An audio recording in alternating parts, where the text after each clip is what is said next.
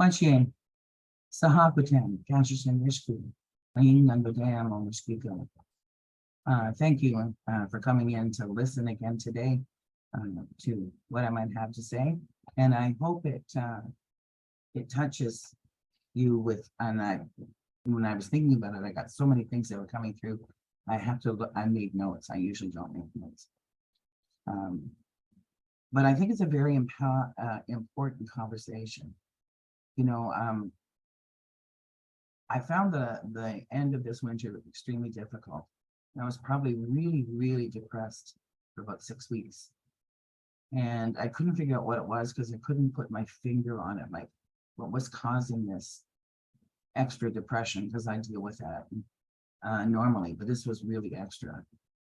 And it was recognizing that I'm entering into a new stage in my life. And, you know, I just got finished saying to someone before I had this insight, did some meditation to get to what was going on. I said to someone, remember, what you teach is what you need to learn. So thinking of that, I had just been teaching, I said it about 3 or 4 times that day to various people about, you know, whatever it is you're teaching or dealing with is trying to help you. It's trying to help you understand this. So I was teaching, spoke to this about 4 times about aging and recognizing that as we go through many stages. So that's what I want to talk to you about, some stuff around going through the stages of life, which is, you know, the ages of life, our age. And in this North American culture, we put a great emphasis on youth. We have 18-year-old girls selling wrinkle cream. We have, you know, our commercialization is really strong into the young group. Well, I can understand why they do that, because they're the most disposable cash is apparently the reason behind it. But there's a big impact, especially on women, for how we're supposed to look. And it's getting even more so for men with 6-pack abs, but for a much longer time, it's the woman who had to be the beautiful one, the attractive one, which is actually the opposite in nature. You look at the peacock, for example, it's the male that does all the fluffing around and has to look really beautiful. And it's, you know, the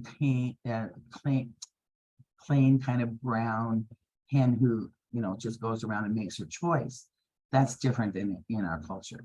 So aging to us is not something that we do naturally as a society. It's something that we do that's very unnatural. And so it's not really talked about. It's not really talked about all the different things that we must deal with or face or ponder over as we age. So what is growing older and what does it look like as opposed to what it's supposed to look like? Well, growing older is, you know, gathering experiences and trying different things and working at different jobs and, you know, getting married, not getting married, whatever it is that we're going through in life. That's what life is about. But what we're promoted in society is how is it supposed to look, not how is it supposed to feel. And so we have a lot of, you know, when people get closer to that middle age, there's this resurgence to prove to themselves and everybody else that they're still young and have it, which, yeah, they do for a very little period of time at that point, and then we age further. So how do you know that you're doing this growing up thing well? Well, if you continue to use the same source of reflection as you've used up to this point when you're asking this question, you're going to be very unsatisfied because it's going to say, no, you're too old. If you look at your peer group, then you'll find some people who are, you know, kind of struggling with it, and others who are growing older healthfully. 30 is the first time when we really start to take life serious. You know, it's when we really kind of pull back and look.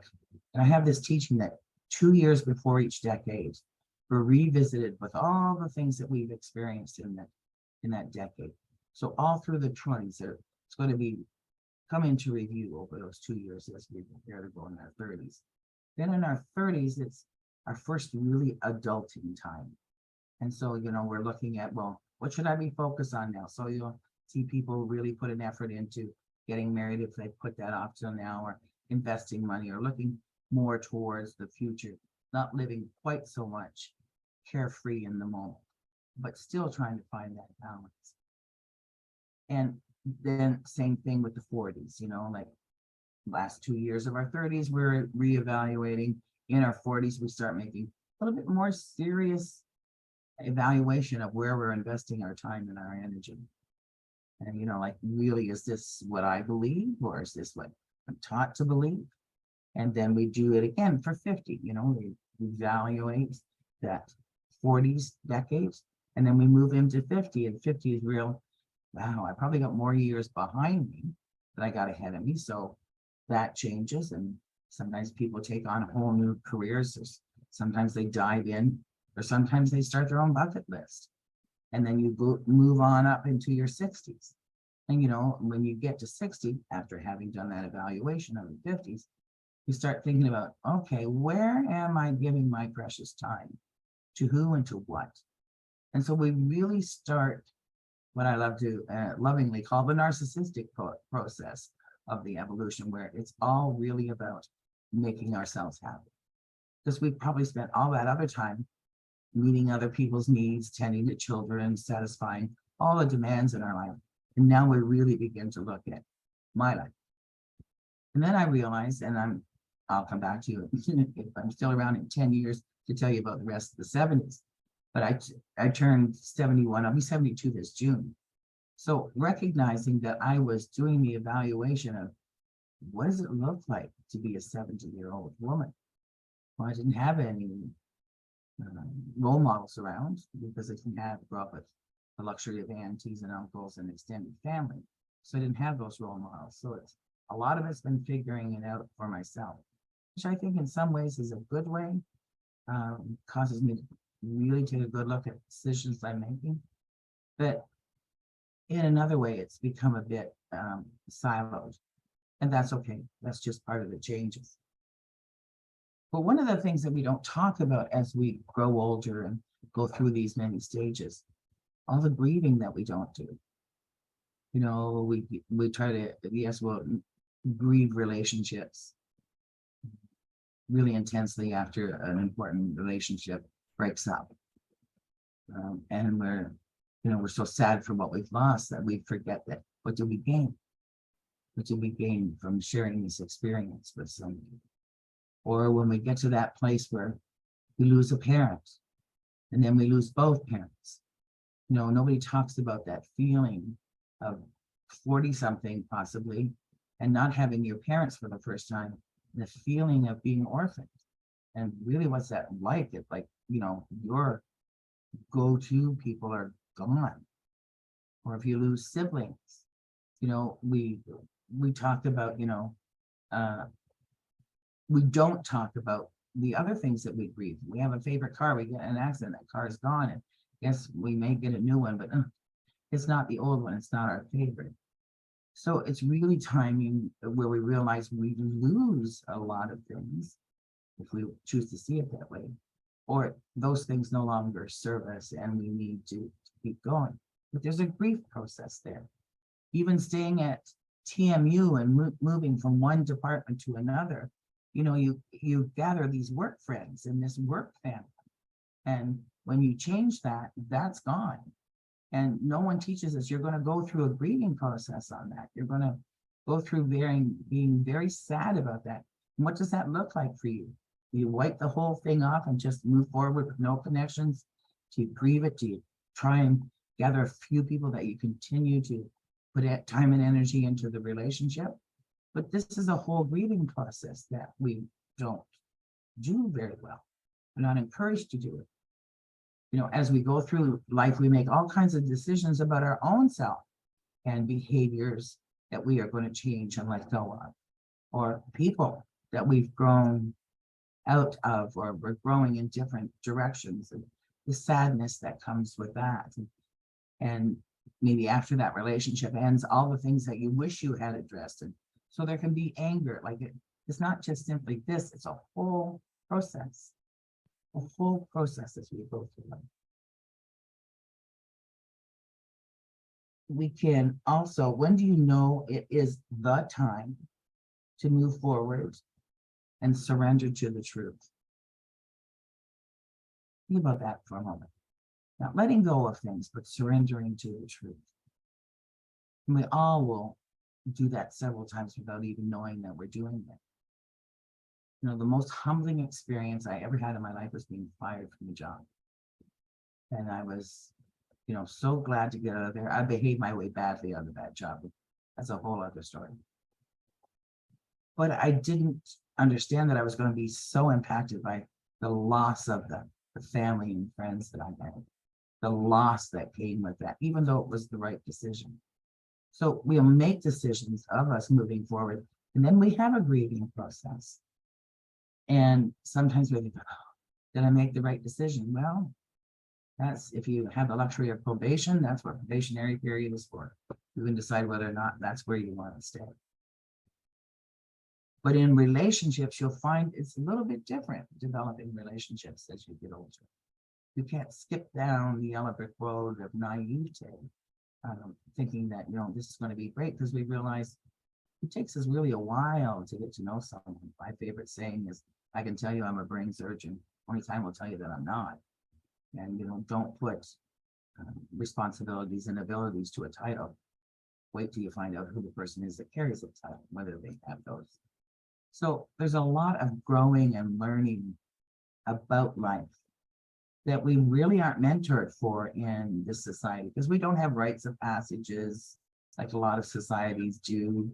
You know, in the Native community, there's several rites of passage you would go through before you become, you know, in your late teens. So you have this sense of knowing. We don't do that here.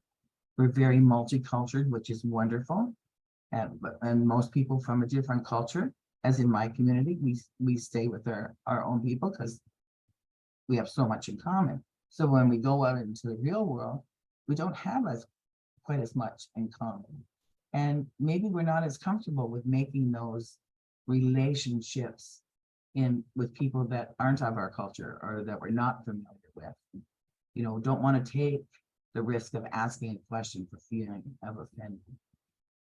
So there comes a time in your life, and it really starts in your 40s, and that where you really need to evaluate, and it needs to be an ongoing evaluation of what you believe and what you're fostering. And the first time you do that, you realize that most of the things that you believe come from your teaching ground or your childhood. And do they apply to the person that you have become?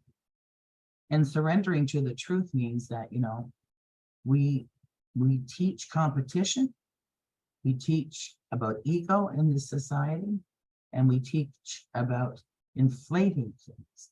So sometimes we have to come to terms with the truths, and that, you know, people might not be who we thought they were, and people can disappoint us. But then we have to evaluate, is the disappointment, does it outweigh the good? And as long as the disappointment isn't hurting you or hurting them, you can make a good decision about what it is you're going to stay. And you realize that not one person can meet all your needs. So the many stages and ages of life, you know, aren't just candles on a cake or celebratory pictures. They're about a whole process of living. So whatever it is you're going through, learn to look at yourself. Once again, I'm promoting this writing, this journaling. Look at yourself for the answers. Keep records of your thoughts, and keep records of how your emotional intelligence is increasing as much as your intellectual intelligence or experiential intelligence. And when you can garner teachings from both of those, that's what we call wisdom. So look for where you've garnered the wisdom in your life, where you want to spend your time and energy, and the seeds that you plant. And remember, when you plant seeds, you don't know if they're going to do well. You just have to agree that you've done the best seed planting that you can do. So really start to celebrate those ages and stages of your life, because they may come with some limitations. You might not be able to do the 100-yard dash. You could go for 100 yards, but you can walk, and maybe you'll be pushing a stroller. Who knows down the road? Just enjoy, celebrate what you have now, and acknowledge yourself for all the hard work that you've done that you haven't recognized before. Thank you so much for listening, and I hope you stay well and stay safe. Thank you very much.